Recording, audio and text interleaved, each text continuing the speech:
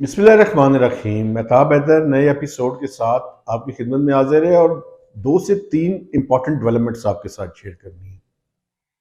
सबसे पहले तो आज कौमी असम्बली जो फाइनेंस बिल था, यानी जो ज़िमनी मिनी बजट फाइनेंस मिनिस्टर इसहाक डार साहब ने कौमी असम्बली में पेश किया था और उसके बाद वो सेनेट में भी पेश किया गया और सेनेट ने अपनी रिकमेंडेशंस जुमे वाले दिन भिजवा दी और एक्सपेक्टेड ये था कि जुमे वाले दिन ही वाइंड अप स्पीच हो जाएगी तो उसके बाद ये बजट पास हो जाएगा। लेकिन ऐन वक्त पे इसहाक डार साहब 2 दिन के दौरे पे दुबई गए हुए थे, तो इस वजह से वो बिल्कुल यानी फैसला किया गया कि ये बजट की अप्रूवल मंडे तक डेफर की जाए और आज मंडे को शाम को जो इजलास है उसमें एक्सपेक्टेड ये है कि उसमें फाइनेंस बिल जिसमें 170 अरब रुपए के टैक्सेस लगाए गए हैं उसको अप्रूव कर दिया जाएगा। तो एक और आईएमएफ की शर्त आज जो है वो पास और अप्रूव होने जा रही है।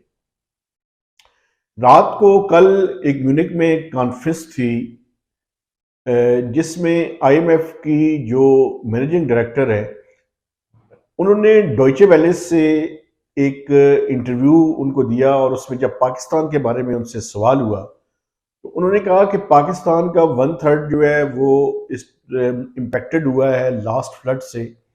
लेकिन उन्होंने कहा कि हम पाकिस्तान को ऐसी स्टेज पे नहीं देखना चाहते जिस स्टेज पे पाकिस्तान को डेट की रिस्ट्रक्चरिंग की जरूरत पड़े। तो उन्होंने कहा 2 चीजें हैं जो हम पाकिस्तान को रिकमेंड कर रहे हैं और कह रहे हैं कि आप इन 2 चीजों पे अमल दरामद करें। एक तो उन्होंने कहा कि जो टैक्स रेवेन्यूज हैं पाकिस्तान के उनको बढ़ाने की जरूरत है और अमीर और जो वेल्दी लोग हैं जरूरत इस बात की है कि उनको टैक्स नेट में लाया जाए। दूसरी उन्होंने बात ये की कि आईएमएफ जो है वो ये चाहता है कि जो सब्सिडीज हैं वो अमीरों के लिए और जो वेल्दी लोग हैं उनके लिए ख़त्म हो और ये टारगेटेड गरीबों के लिए सब्सिडी जो है वो मुहैया की जाए। देखिए, जो पहली बात उन्होंने की, मैं हैरान हूं कि एक तरफ आईएमएफ की जो एमडी हैं वो ये कह रही हैं कि वो ये चाहती हैं कि अमीरों के ऊपर टैक्स लगे, लेकिन उन्होंने और उनके आईएमएफ का जो मिशन आया हुआ था उन्होंने जो पाकिस्तान को तजवीज़ किया और जो मंजूर करवाया वो था जीएसटी के रेट में 1% इजाफा जो कि हाईली इन्फ्लेशनरी है। उन्होंने फ्लड लेवी जो कि अमीरों के ऊपर लगनी थी उसकी मुखालफत की, वो नहीं होने दिया। उन्होंने बैंकों के ऊपर जो विंडफॉल प्रॉफिट के ऊपर एक विंडफॉल टैक्स की तजवीज़ थी उसको अपोज किया। तो आईएमएफ थ्योरी में कुछ और कह रहा है, प्रैक्टिकली कुछ और कह रहा है, बात समझ नहीं आई। सब्सिडीज पे अलबत्ता उनकी बात ठीक है, बिल्कुल ठीक कह रही हैं वो।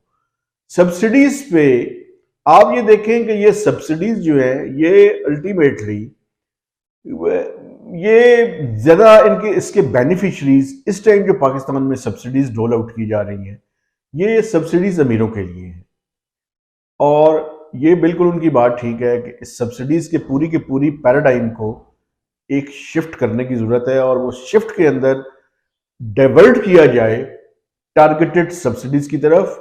और वो टारगेटेड सब्सिडीज के लिए देखें, हमारे पास बीएसपी का डेटा मौजूद है, उस डेटा को यूटिलाइज किया जाए और वो लोग जो इस टाइम खते गुर्बत से नीचे हैं उन तक वो सब्सिडी दी जाए, बजाय इसके कि बड़े बड़े एक्सपोर्टर्स को, बड़े बड़े अमीर लोगों को वो जो है वो उसके बेनिफिशरीज हों। तो इसकी कोई जस्टिफिकेशन नहीं है और इसके लिए एक मैकेनिज्म और एक निज़ाम जो है वज़ा करने की ज़रूरत है। एक तरफ तो ये हम इकोनॉमिक फ्रंट पे बातें कर रहे हैं, दूसरी तरफ पॉलिटिकल फ्रंट पे अनसर्टेनिटी बढ़ती जा रही है। आज इमरान खान साहब ने फिर अदालत के सामने पेश होना है और फिर चांसेस है कि हुकूमत उनको शायद गिरफ्तार कर ले। ख्वाहिश हुकूमत की है, इमरान खान साहब मौका नहीं दे रहे। जैसे ही हुकूमत को मौका मिला, मैं आपको बताऊं कि इमरान खान साहब को गिरफ्तार कर लिया जाएगा और एक नई इंस्टेबिलिटी का जो फेज है वो भी फिर उसके साथ शुरू हो सकता है। दूसरी तरफ इलेक्शंस में के डिले के लिए हर तरह की बातें हो रही हैं। ये बिल्कुल उसी तरह से हो रहा है कि जिस तरह से आपने हॉकी में देखा होगा कि सलीमुल्लाह से कलीमुल्लाह और कलीमुल्लाह से सलीमुल्लाह, ये बॉल एक दूसरे की तरफ फेंकी जा रही है। कभी इलेक्शन कमीशन जो की तरफ फेंक दी जाती है, कभी गवर्नर्स उनकी तरफ फेंकते हैं, कभी सदर मुमलिकत जो है वो उन्होंने लेटर भी लिखा है। अल्टीमेटली कोशिश यही है इस टाइम एग्जेक्टिव की और इस्टेब्लिशमेंट की भी, इलेक्शंस जल्द ना हो। अब देखना यह है कि क्या वो इस कोशिश में कामयाब होते हैं या नहीं होते, क्योंकि कुछ लोगों का ख्याल ये है कि अब इससे ज्यादा डिलेइंग टैक्टिक्स इस्तेमाल नहीं हो सकते और रमजान के बाद इलेक्शंस करवाने पड़ेंगे। तो अब ये भी देखना है कि क्या इसके बारे में होता है। लेकिन मैं आपको एक बात बताना चाहता हूँ, और वो बात ये है कि पिछले दिनों ख्वाजा आसिफ साहब का बयान बड़ा जो है वो ज़ेर गर्दिश रहा। हर तरह की डिस्कशन उसके ऊपर होती रही, जिसमें उन्होंने कहा कि हम डिफॉल्ट के दाने पर नहीं है, हम डिफॉल्ट कर चुके हैं। और उसमें उन्होंने कहा कि ब्यूरोक्रेसी, इस्टेब्लिशमेंट, सियासतदान, हम सब मुलविस हैं। बड़ी उन्होंने खतरनाक बात की। क्या तो वैसे वो ठीक रहे हैं। उसकी वजह ये है कि अगर आपके पास $3 बिलियन के रिजर्व्स हैं, आपने 4, साढ़े 4, 5 अरब डॉलर से ज्यादा की एलसीज जो है वो रुकी हुई हैं, आपने लोगों के डिविडेंड्स रोके हुए हैं, आपने और तरह की एब्लिगेशंस रोकी हुई हैं, तो इन प्रैक्टिकल आप डिफॉल्ट कर चुके हैं। अब उसको डिफॉल्ट को डिक्लेयर करना बाकी है। तो एक ऐसी सूरत हाल में जब इकॉनमी मेल्टडाउन का शिकार है, हम उसी तरह से अपनी पॉलिटिकल पॉइंट स्कोरिंग के ऊपर बिल्कुल कोई पीछे हटने के लिए तैयार नहीं है। अपनी नाक से आगे सोचने के लिए कोई तैयार नहीं है। कोई ये नहीं सोच रहा कि इस मुल्क का क्या बनेगा।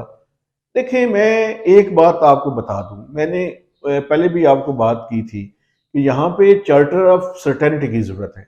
ये जो अनसर्टेनिटी होती है ना, ये बहुत बड़ा एक किस्म की बीमारी है। क्योंकि उसकी वजह ये है कि जब अनसर्टेनिटी होती है तो हर शख्स ये सोचने में मजबूर हो जाता है कि आज जो कुछ है कर लो, कल का पता नहीं है। तो वो फिर बड़ी बुनियादी चीजों पे भी कंप्रोमाइजेज होने शुरू हो जाते हैं। आप ये देखें कि इस टाइम जो स्टेट का स्ट्रक्चर है वो दिन ब दिन वीक से वीक होता जा रहा है। लेकिन मुझे ये एहसास होता है कि पाकिस्तान में किसी को, कम से कम ये रूलिंग एलीट्स हैं, उनमें से किसी को इस बात की फिक्र नहीं है। उनको ये एहसास ही नहीं है कि पुलों के नीचे से कितना पानी बह गया है, कितनी खतरनाक सिचुएशन है जिसकी तरफ हम बहुत तेजी के साथ बढ़ रहे हैं। डिफॉल्ट का खतरा, पॉलिटिकल अनसर्टेनिटी, इमरान खान साहब को गिरफ्तार करो। कल मरियम नवाज ने रावलपिंडी में अपने वर्कर्स कन्वेंशन में दोबारा से एक मोमेंटम जनरेट करने की कोशिश की वहां पे। तो ये सारी की सारी डेवलपमेंट्स इस बात की निशानदेही कर रही हैं या अक्कासी कर रही हैं कि हम डेडलॉक की तरफ बढ़ रहे हैं। ये डेडलॉक का अंजाम क्या होगा, it can be anyone's prediction.